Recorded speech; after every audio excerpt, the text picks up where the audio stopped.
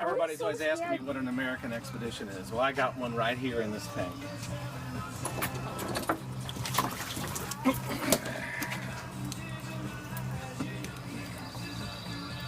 $34 pounds caught in the Missouri River.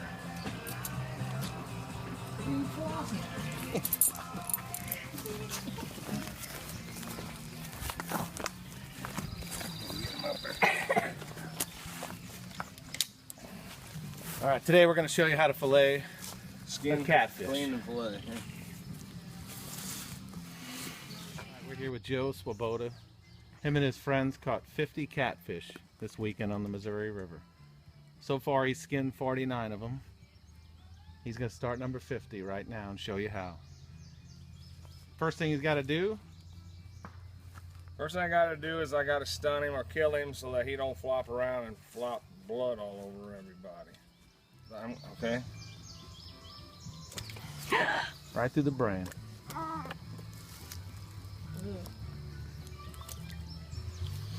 Then, right after that, we're going to bleed it. It's still alive.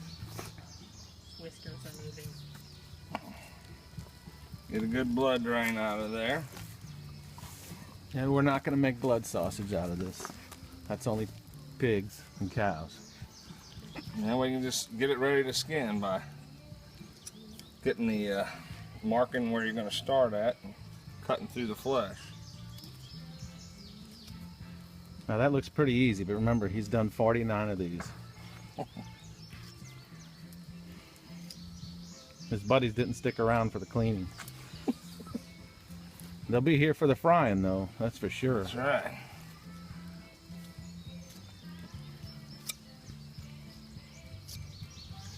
Looks like we got to show off a little bit.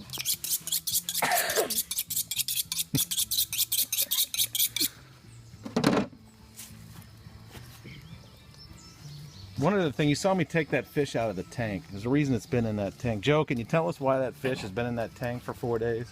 Yeah, we like to keep them alive and leave them soak in the water. We change the water to fresh water to clean them out.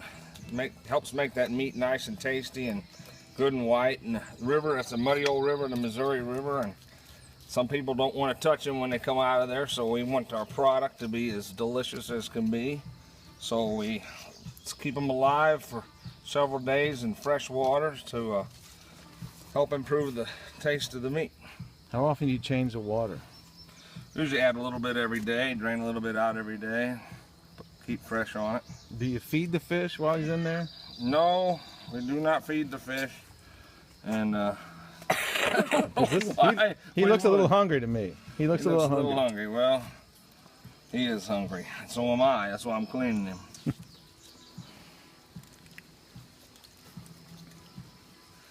I'm cutting along this fin, back fin, all the way to the bone on the inside. I'm going to cut that whole fin out of there and work it all the way up to these big fins.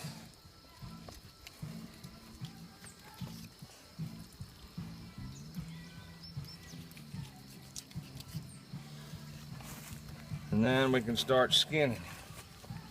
That looks like the fun part. Would you like to do it? That's all right.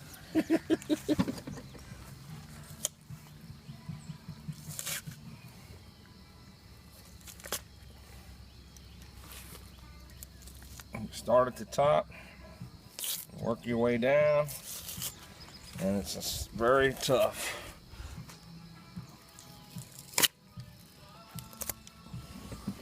We're gonna have a lot of amateurs that ask us what you do with that skin. Do you tan that hide when it's done, or what? Well, save it for the natives to chew on. I think there's one of the natives right there. Yes, there it is. Looks like she's had a few to chew on already. Yeah, she looks like she's just fat and sassy right now. Don't know what else to do with herself but wait for another hide.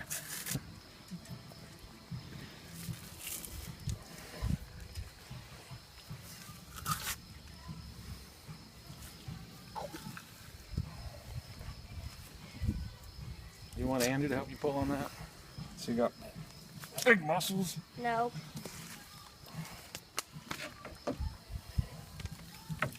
You can that skin past those fins. But once you get it past those fins, it comes off like a sock.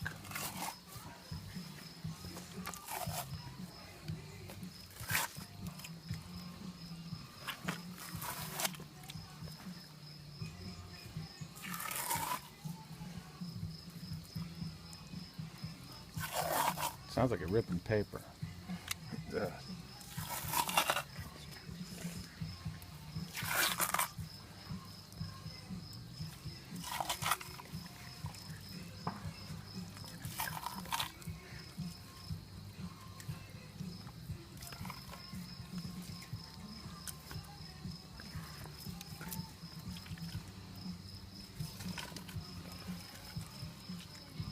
You pull that skin all the way down past the tail.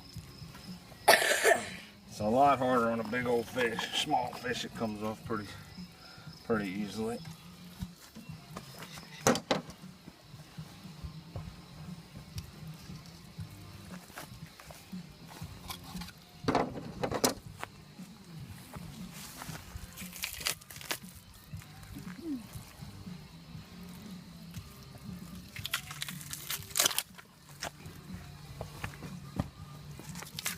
God, I don't want to show all this. Pulling the skin off.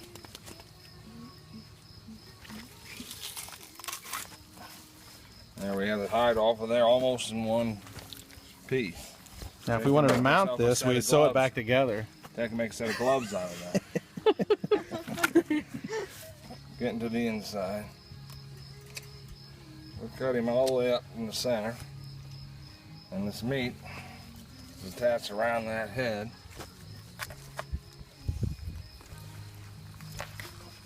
And part of the inside is also attached to the meat, and you want to cut that away. Some great white meat there. You're going under the first fin. Under the first fin, and then around to the back.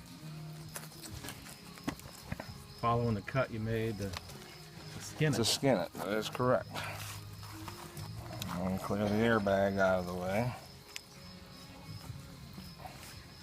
And do the same with the other side.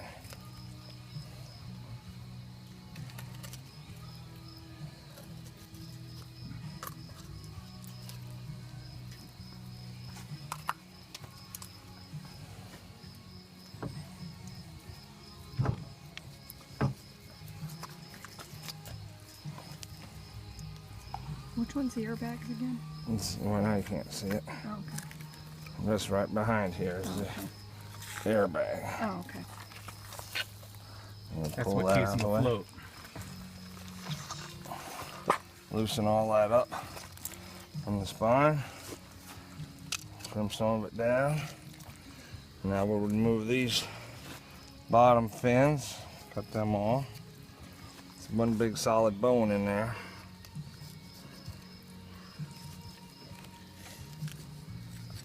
We'll leave it attached to the insides.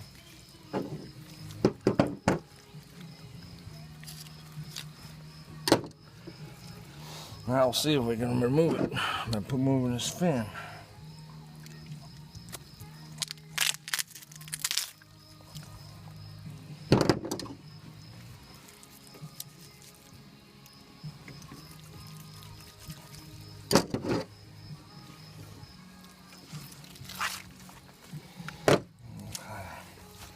Now you've got all the intestines and the fins loosened up, ready to come apart.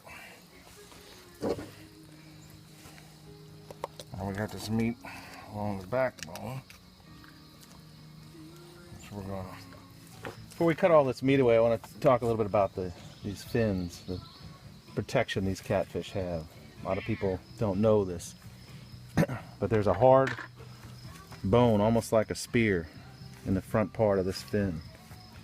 And if you get this fish in that tank over there flopping around, you get this fin poked in you, it's going to hurt.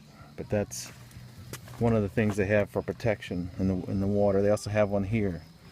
It's just like a spear with a point on it. And that smaller fish have it too, and you can get hurt just as bad with the smaller fish. I think the smaller ones are pointier and more severe than the big ones.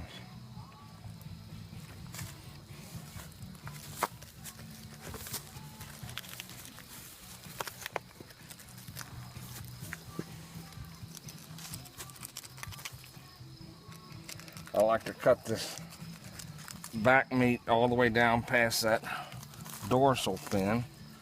And I try to break the head off and leave the dorsal fin with the head instead of trying to pull it out like a lot of folks do.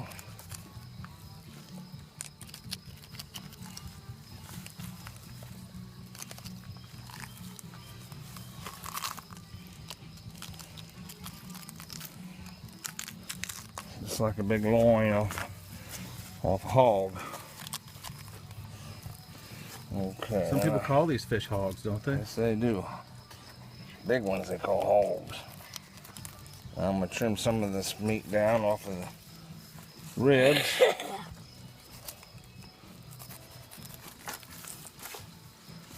And we should have it about ready to separate. You had about 34 pounds of meat to start, or a fish here. How much meat do you think you're going to end up with? Oh, you can figure approximately 30% yield, I believe. That's a big old head on there. And So about 10 pounds? I would say, yeah, about 10 pounds. I'm going to make a starter cut between this backbone in order to help me break it, because some of these guys are pretty tough. They don't want to break. If you find the right spot, and your knife will pop right through it. Now this will sound just like breaking your back. Because it's breaking your back. But you see, he's got all the meat in that bottom half. The rest is going to leave hanging. All right, we're going to show you a few of the different kinds of catfish we caught this weekend. This is a blue cat. See, it's not really blue, but it's got a white belly, kind of gray. How much did this one weigh, Joe? That one probably weighed about 10 pounds. Here's another blue cat about the same size. Still trying to bite me. See his whiskers there? That's why they call him catfish. There's an egg sac right here. And this guy, a little flathead. These things are good eating. See the difference in the head? It's nice and flat. Still got the same whiskers. A little darker on bottom. See the profile? Get the difference here. Show you the difference there between the flathead and the blue cat. Pretty good haul.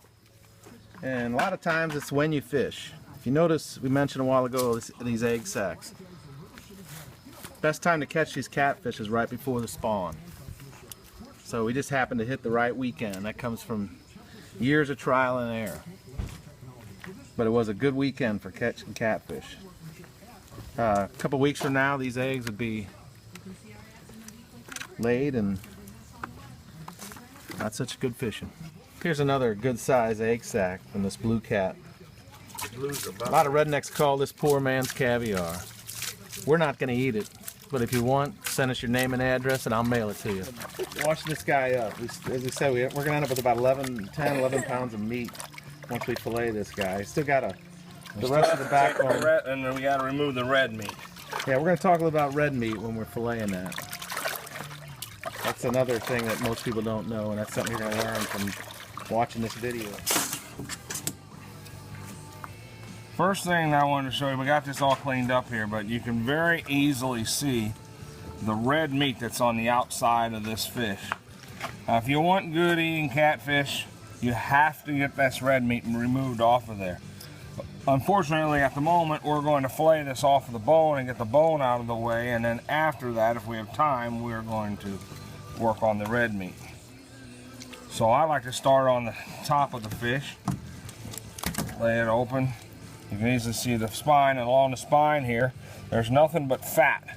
You want to get rid of the fat. It doesn't taste good. It doesn't add to your quality of your product. So we're going to trim and not worry about that fat. We're going to leave that fat with the bone and let the wild animals have their way with it. So you're saying the fat is not like a fat on a pork steak? Or... No, it is very untasty and slimy and not enjoyable. But we're going to work this knife down around this bone close as we can on both sides. Free that meat up from the bone.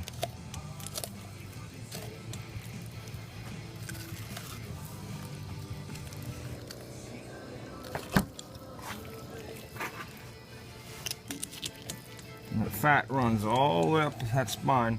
Part of it we've already removed with the fin.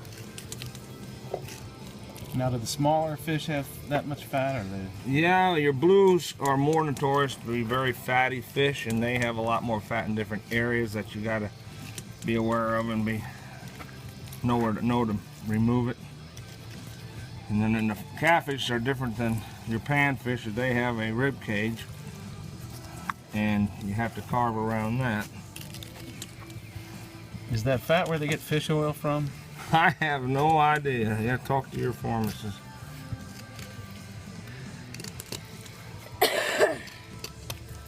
I would say we could pack that up and mail it to somebody too. Well, I know people who like to save it and use it for coon bait, and it's probably just as good as coon bait than anything. You see how those rib bones are exposed there? We're cutting right close to them ribs. So when we fry this thing up, it's not going to have any bones It'll in be it at all. totally boneless and totally without red meat.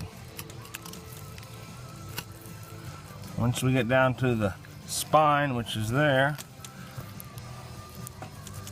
I like to turn it over if I have to and finish it from the other side.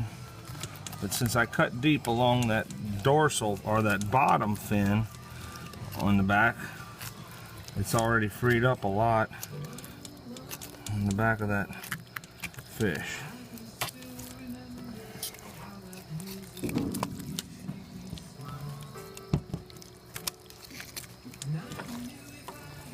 Now,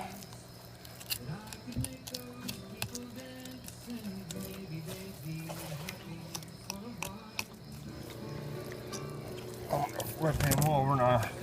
Catfish actually have a bunch of meat inside too, inside that rib cage. Many people who fillet with electric fillet knife, they miss that. But this is some of the best eating of the whole fish. Once again, you cut along the ribs on the inside this time.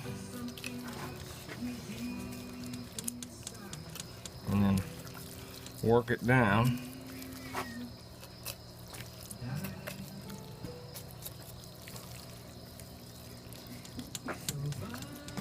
There you go, Ted. There's your first fillet. All right. I'm estimating this to be about 5 pounds. 12 pounds. Easy, because I've already got this. There's that one. And